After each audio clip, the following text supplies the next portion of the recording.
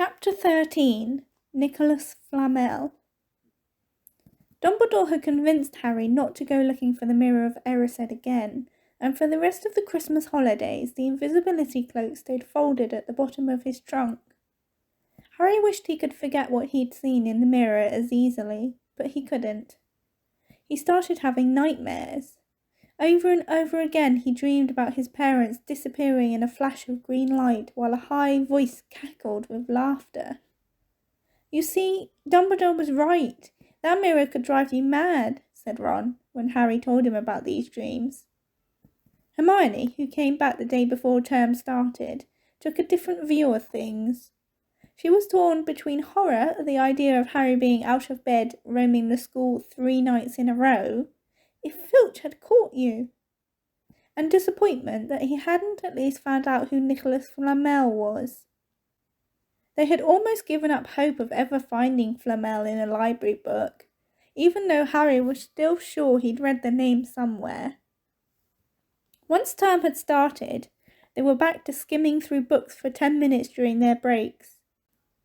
Harry had even less time than the other two, because Quidditch practice had started again. Wood was working the team harder than ever. Even the endless rain that had replaced the snow couldn't dampen his spirits. The Weasleys complained that Wood was becoming a fanatic, but Harry was on Wood's side. If they won their next match against Hufflepuff, they could overtake Slytherin in the House Championship for the first time in 7 years. Quite apart from wanting to win, Harry found that he had fewer nightmares when he was tired out after training. Then, during one particularly wet and muddy practice session, Wood gave the team a bit of bad news. He'd just got very angry with the Weasleys, who kept dive-bombing each other and pretending to fall off their brooms. "Will you stop messing around?" he yelled. "That's exactly the sort of thing that'll lose us the match. Snape's refereeing this time, and he'll be looking for any excuse to knock points off Gryffindor." George Weasley really did fall off his broom at these words. "Snape's refereeing," he spluttered through a mouthful of mud. "When's he ever refereed a Quidditch match? He's not going to be fair if we might overtake Slytherin." The rest of the team landed next to George to complain too. "It's not my fault," said Wood. "We've just got to make sure we play a clean game, so Snape hasn't got an excuse to pick on us." Which was all very well, thought Harry, but he had another reason for not wanting Snape near him while he was playing Quidditch. The rest of the team hung back to talk to each other as usual at the end of practice, but Harry headed straight back to the Gryffindor common room, where he found Ron and Hermione playing chess. Chess was the only thing Hermione ever lost at, something Harry and Ron thought was very good for her. "Don't talk to me for a moment," said Ron when Harry sat down next to him. "I need to concentrate." He caught sight of Harry's face. "What's the matter with you? You look terrible." Speaking quietly so that no one else would hear, Harry told the other two about Snape's sudden, sinister desire to be a Quidditch referee. "Don't play," said Hermione at once.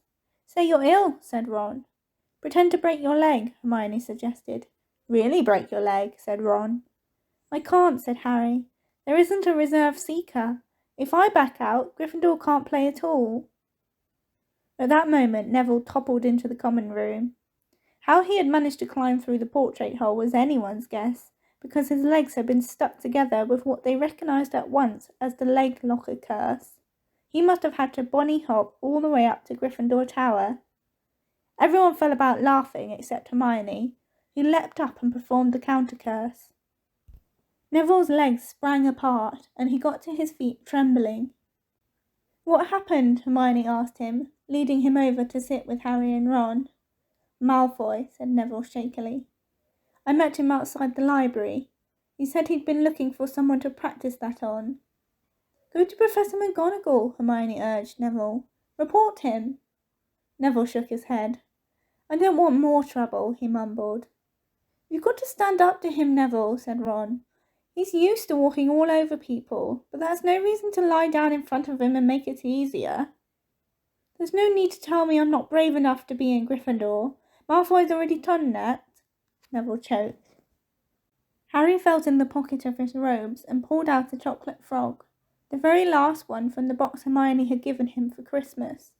He gave it to Neville, who looked as though he might cry. "You're worth 12 of Malfoy," Harry said. "The Sorting Hat chose you for Gryffindor, didn't it? And where's Malfoy? In stinking Slytherin." Neville's lips twitched in a weak smile as he unwrapped the frog. "Thanks, Harry. I think I'll go to bed. Do you want the card? You collect them, don't you?" As Neville walked away, Harry looked at the famous wizard card. "Dumbledore again," he said. "He was the first one I ever—" He gasped.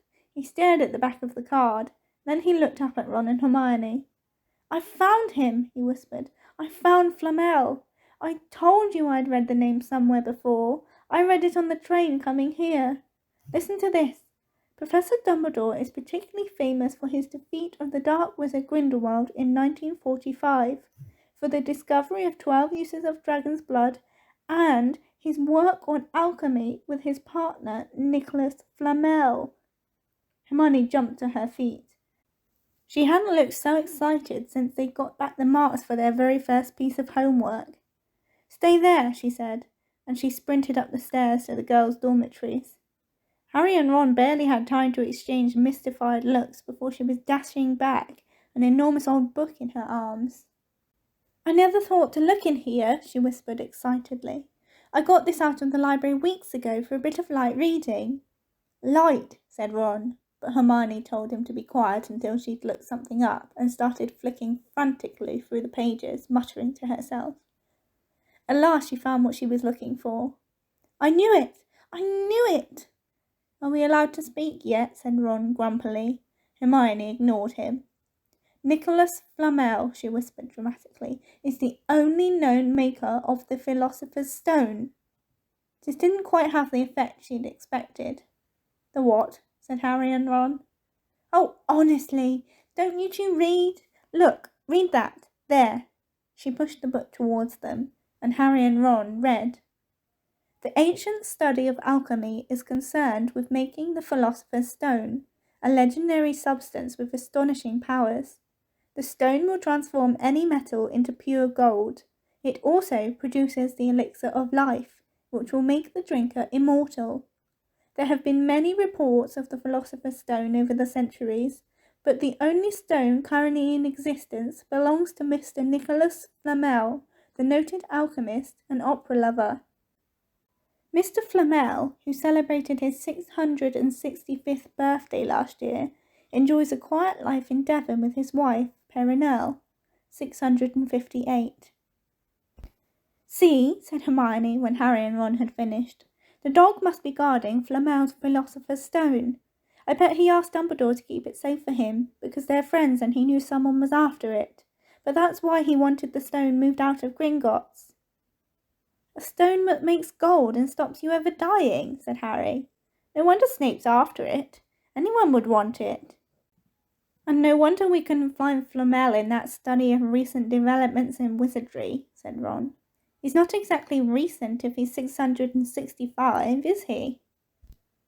Next morning, in defence against the dark arts, while copying down different ways of treating werewolf bites, Harry and Ron were still discussing what they'd do with a Philosopher's Stone if they had one.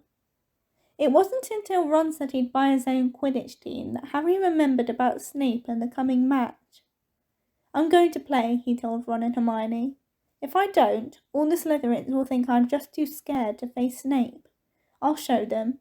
It'll really wipe the smiles off their faces if we win." "Just as long as we're not wiping you off the pitch," said Hermione. As the match drew nearer, however, Harry became more and more nervous, whatever he told Ron and Hermione. The rest of the team weren't too calm either. The idea of overtaking Slytherin in the House Championship was wonderful. No one had done it for nearly 7 years. But would they be allowed to with such a biased referee? Harry didn't know whether he was imagining it or not, but he seemed to keep running into Snape wherever he went. At times he even wondered whether Snape was following him, trying to catch him on his own. Potions lessons were turning into the sort of weekly torture. Snape was so horrible to Harry. Could Snape possibly know they'd found out about the Philosopher's Stone? Harry didn't see how he could, yet he sometimes had the horrible feeling that Snape could read minds. Harry knew when they wished him good luck outside the changing rooms next afternoon that Ron and Hermione were wondering whether they'd ever see him alive again. This wasn't what you'd call comforting. Harry hardly heard a word of Wood's pep talk as he pulled on his Quidditch robes and picked up his Nimbus 2000. Ron and Hermione, meanwhile, had found a place in the stands next to Neville, who couldn't understand why they looked so grim and worried, or why they had both brought their wands to the match. Little did Harry know that Ron and Hermione had been secretly practicing the leg locker curse. They'd got the idea from Malfoy using it on Neville, and were ready to use it on Snape if he showed any sign of wanting to hurt Harry. Now, don't forget, it's Locomotor Mortis, Hermione muttered to Ron as he slipped his wand up his sleeve. I know, snapped Ron. Don't nag. Back in the changing room, Wood had taken Harry aside. Don't want to pressure you, Potter, but if we ever need an early capture of the snitch, it's now. Finish the game before Snape can favour Hufflepuff too much. The whole school's out there, said Fred Weasley, peering out of the door. Even, blimey, Dumbledore's come to watch. Harry's heart did a somersault. Dumbledore, he said, dashing to the door to make sure. Fred was right. There was no mistaking that silver beard. Harry could have laughed out loud with relief. He was safe. There was simply no way that Snape could dare try to hurt him if Dumbledore was watching. Perhaps that was why Snape was looking so angry as the teams marched onto the pitch, something that Ron noticed too. I've never seen Snape look so mean, he told Hermione. Look, they're off. Ouch! Someone had poked Ron in the back of the head. It was Malfoy. Oh, sorry, Weasley, didn't see you there. Malfoy grinned broadly at Crabbe and Goyle. Wonder how long Potter's going to stay on his broom this time. Anyone want to bet? What about you, Weasley? Ron didn't answer. Snape had just awarded Hufflepuff a penalty because George Weasley had hit a bludger at him. Hermione, who had all her fingers crossed in her lap, was squinting fixedly at Harry, who was circling the game like a hawk, looking for the snitch. You know how I think they choose people for the Gryffindor team, said Malfoy loudly a few minutes later as Snape awarded Hufflepuff another penalty for no reason at all. It's people they feel sorry for. See, there's Potter, who's got no parents. Then there's the Weasleys, who've got no money. You should be on the team, Longbottom. You've got no brains. Neville went bright red, but turned in his seat to face Malfoy. I'm worth 12 of you, Malfoy, he stammered. Malfoy, Crabbe and Goyle howled with laughter, but Ron, still not daring to take his eyes from the game, said, You tell him, Neville. Longbottom, if brains were gold, you'd be poorer than Weasley, and that's saying something. Ron's nerves were already stretched to breaking point with anxiety about Harry. I'm warning you, Malfoy. One more word.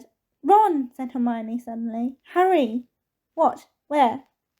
Harry had suddenly gone into a spectacular dive, which drew gasps and cheers from the crowd. Hermione stood up, her crossed fingers in her mouth as Harry streaked towards the ground like a bullet. You're in luck, Weasley. Potter's obviously spotted some money on the ground, said Malfoy. Ron snapped. Before Malfoy knew what was happening, Ron was on top of him, wrestling him to the ground. Neville hesitated, then clambered over the back of his seat to help. Come on, Harry, Hermione screamed, leaping onto her seat to watch as Harry sped straight at Snape.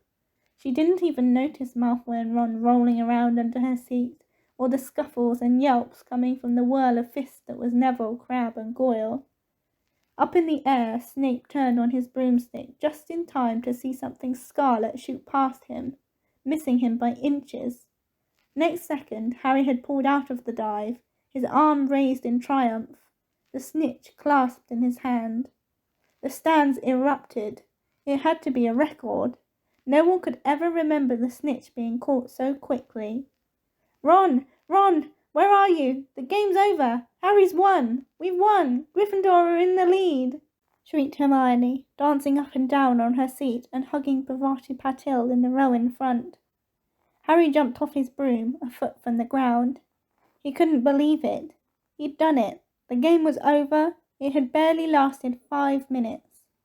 As Gryffindors came spilling onto the pitch, he saw Snape land nearby, white-faced and tight-lipped.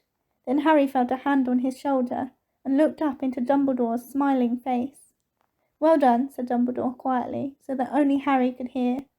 "Nice to see you haven't been brooding about that mirror. Been keeping busy."